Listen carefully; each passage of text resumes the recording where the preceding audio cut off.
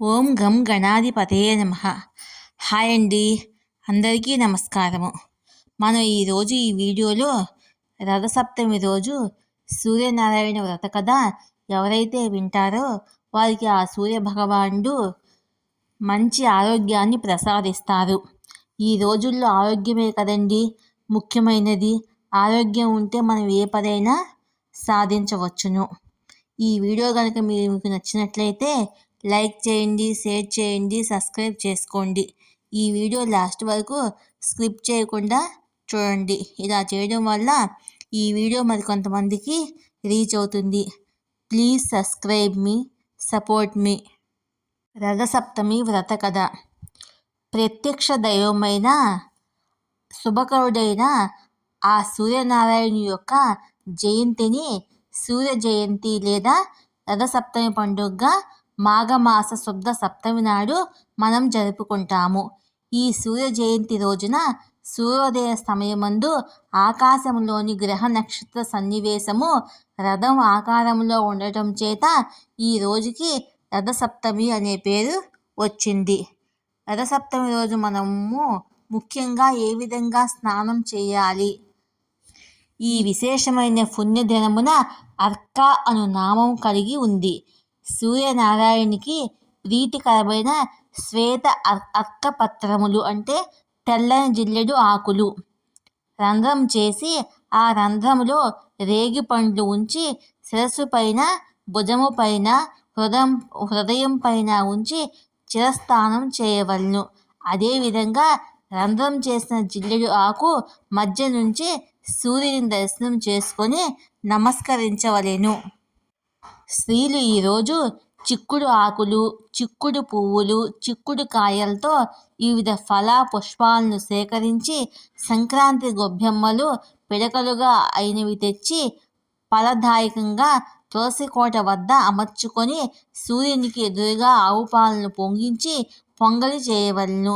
తదుపరి సూర్యనారాయణ స్వామిని షోడశోపచార పూర్తి చేసి పొంగల్ని చిక్కుడు ఆకులందు ఉంచి సూర్యదేవునికి నైవేద్యంగా నివేదించాలి. ఈ విధంగా సూర్య ఆరాధన చేయటం వల్ల ఆయురారోగ్య ఐశ్వర్యాలతో పాటుగా వంశవృద్ధి చేకూరుతుందని ప్రగాఢ విశ్వాసము. యుధిష్ఠిరుడు శ్రీకృష్ణుని అడిగెను, ఓ కృష్ణ, రథసప్తమి నాడు చేయవలసిన విధి విధానమును అనుసరించి భూలోకమున మనుష్యుడు చక్రవర్తి కాగలడని నీవు చెప్పి ఉన్నావు. అట్లు ఎవరికైనా ప్రాప్తించిందా అని యుధిష్ఠిరుల వారు శ్రీకృష్ణుణ్ణి అడిగెను. శ్రీకృష్ణుల వారు ఈ విధంగా జవాబు చెప్పిరి. కాంబోజ దేశమున యశోవర్తి అను చక్రవర్తి ఉండెను.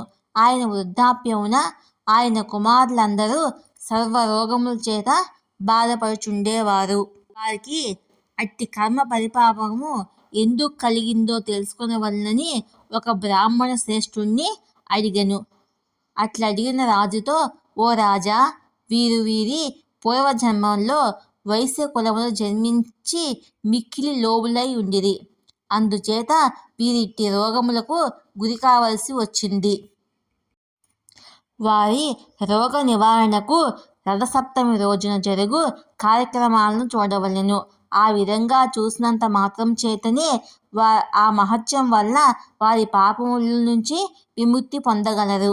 కావున వ్యాధితో బాధపడుచున్న వారిని ఇక్కడకు తీసుకువచ్చి వ్రతవైభవమును వారికి చూపించవలెను అని బ్రాహ్మణుడు చెప్పగా, రాజు, అయ్యా, ఆ వ్రతం ఎట్లు చేయవలెను, దాని విధి విధానములేమిటో తెలుపుము అని ఆ బ్రాహ్మణుని ప్రార్థించెను. అందులకు ఆ బ్రాహ్మణుడు, ఓ రాజా, ఏ వ్రతం చూసినంత మాత్రమున జడత్వం నశించిపోనో ఆ రథసప్తమి అని పేరు గల వ్రతము సర్వులు ఆచరించదగింది. ఆ వ్రత ప్రభావమున సకల పాపములు పటాపంచలైపోతాయి, చక్రవర్తిత్వం కలుగుతుంది. ఆ వ్రత విధానం తెలుపుతున్నాను, శ్రద్ధగా వినండి అని ఆ బ్రాహ్మణుడు పలికినాడు. మాఘమాసమందలి శుక్లపక్షమున వచ్చు షష్ఠీ దినమున గృహస్థులు ఈ వ్రతము ఆచరించవలెను. పవిత్ర జలం గల నదుల్లో గాని, చెరువులందు గాని, నూతియందు గాని తెల్లని నువ్వులతో విధి విధానంగా స్నానమాచరించవలెను. ఇలవేల్పులకు కులదేవతలకు ఇష్టదైవి దేవతలకు మొక్కి పూజను ప్రారంభించవలెను. అటు పిమ్మట సూర్య దేవాలయమునకు పోయి సూర్యనారాయణ స్వామికి నమస్కరించి పుష్పములు, ధూపములు, దీపమును, అక్షంతలతో శుభప్రాప్తి కొరకు పూజించవలను. తర్వాత స్వగృహమునకు వచ్చి పంచయజ్ఞము చేయవలెను. అతిథులతో, సేవకులతో, బాలకులతో భక్ష్యభోజ్యములు ఆరగించవలెను. ఆ దినమున తైలము శరీరమునకు పూసుకొని స్నానం చేయరాదు. ఆ రాత్రి వేద పారంగతులైన విప్రులను పిలిపించి సూర్యభగవాని విగ్రహానికి నియమం ప్రకారం పూజించి సప్తమి తిథి రోజున నిరాహారుడై భోగములను విసర్జించవలెను. భోజనాలకు పూర్వము ఓ జగన్నాథుడా, నేను చేయబో ఈ రథసప్తమి వ్రతమును నిర్విఘ్నంగా పరిసమాప్తి చేయవలసిందిగా వేడుకొంచున్నాను అని ప్రార్థించవలెను. తన చేతిలో గంగాజలమును నీటితో విడవవలెను. అట్లు నీటిని విడిచిన బ్రాహ్మణులు తాను స్వగృహమున నేలపైన రాతిపైన శయనించి జితేంద్రియుడై ఉండి ఉదయము లేచి నిత్యకృత్యములు ఆచరించి శుచి అయి ఉండవలెను. ఒక దివ్యమైన సూర్యార్ధాన్ని దివ్య మాలికలతోనూ చిరుగంటతోనూ స్వరోపచారములతోనూ తయారు చేసి సర్వాంగములుగా రత్నాలు, మణులతో అలంకరించవలెను. బంగారంతో గాని వెండితో గాని గుర్రాలను, రథసారథిని, రథమును తయారు చేసి మధ్యాహ్నం వేళ స్నానాదికములను చేసుకొనవలెను. అహంకారం కలవారిని, పాషండులను, దుష్టులను విడిచిపెట్టి ప్రాజ్ఞులు సౌర సూక్త పారాయణం చేయుచుండగా నిజగృహమును చేరవలెను. పిమ్మట తన నిత్యకృత్యములను పూర్తిగా చేసుకొని స్వస్తి బ్రాహ్మణ వాచకములతో వస్త్రమండప మధ్యభాగమున రథమును స్థాపించవలెను.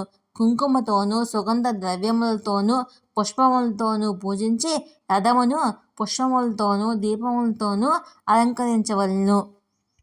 అగరబత్తీలను, ధూపములను సమర్పించవలెను. రథమధ్యమునున్న సూర్యుని సర్వసంపూర్ణంగా అర్చన చేయవలెను. ధనలోభము చేయరాదు. లోభియై ధనమును ఖర్చు చేయుటకై మనస్సంగీకరించనిచో వ్రత వైఫల్యమును, దాని ఆ వలన మనస్సు నికటత్వమును పొందును. పిమ్మట రథాన్ని, రథసారథిని, అందుగల సూర్యభగవాని పుష్ప, ధూప, గంధ వస్త్రాలు, అలంకారాలు, భూషణాలు, నానావిధ పంచభక్షాదులు గల నైవేద్యాదులతో పూజించి ఈ కింది విధంగా సూర్యుని స్తోత్రం చేయవలెను.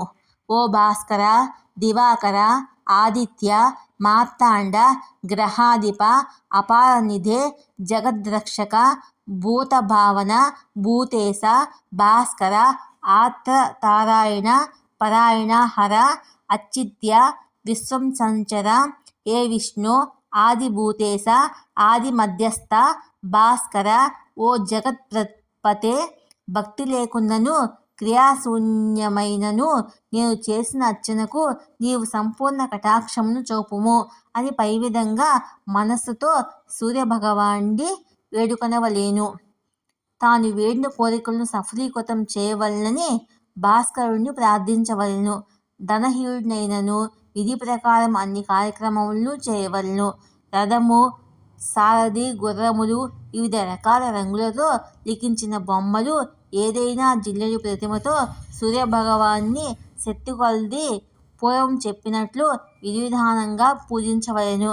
ఆ రాత్రి జాగరణ చేసి పురాణ శ్రవణ మంగళ గీతాలతో, మంగళ వాయిద్యాలతో పుణ్య కథలను వినవలెను. పిమ్మట రథయాత్రకు బయలుదేరి సూర్యుని మనస్సున ధ్యానం చేయుచు అర్ధనీల నిమితుడై చూడవలెను. ప్రాతకాలమున లేచి విమలుడై స్నానకృత్యం నిర్వర్తించుకొని బ్రాహ్మణులకు తృప్తిగా భోజనం పెట్టవలెను. వివిధ రత్నభూషణములతో, ధాన్యాదులతో, వస్త్రాలతో బ్రాహ్మణులను తృప్తిపరచవలెను. అట్లు చేసిన అశ్వమేధ యాగం చేసిన ఫలం లభించును అని బ్రహ్మ విధులు చెప్పిరి. పిమ్మట యథాశక్తి దానం నీయవలెను. ఈ రథమును తమ పురోహితులైన గురుదేవతలకు రక్తవస్త్ర యుగములంతో సమర్పించవలెను. ఆ విధంగా చేసినచో ఆ సూర్య భగవాన్ని అనుగ్రహం కలిగి మహాతేజులు బలపరాక్రములు అయి విపుల భోగములను అనుభవించి రాజ్యమును పరిపాలించెదరు. ఈ రథసప్తమి వ్రతము చేసినచో పుత్ర పౌత్రాదులను కలిగి చివరగా సూర్యలోకమును చేరును. అక్కడ ఒక కల్పకాలము చక్రవర్తి పదవిని అనుభవించును. ఈ విధంగా ఆ ద్విజోత్తముడు సర్వ విషయములను చెప్పి తన దారిన తాను పోయెను. రాజు ఆ బ్రాహ్మణ శ్రేష్ఠుడు ఉపదేశించిన రీతిగా ఆచరించి సమస్త సౌఖ్యములను అనుభవించెను. ఈ విధంగా ఆ రాజపుత్రులు చక్రవర్తిత్వమును పొందిరి. ఈ కథను భక్తితో ఎవరు విందురో వారికి ఆ సూర్య భగవానుడు సంతసించి మంచి ధనధాన్య సంపదలు ఇచ్చును. ఈ విధంగా బంగారంతో చేయబడిన సారథి గుర్రాలతో కూడుకున్న శ్రేష్ఠ రథమును మాఘమాస సప్తమి రోజున ఎవరు దానం చేస్తారో వారు చక్రవర్తిత్వమును పొందగలరు.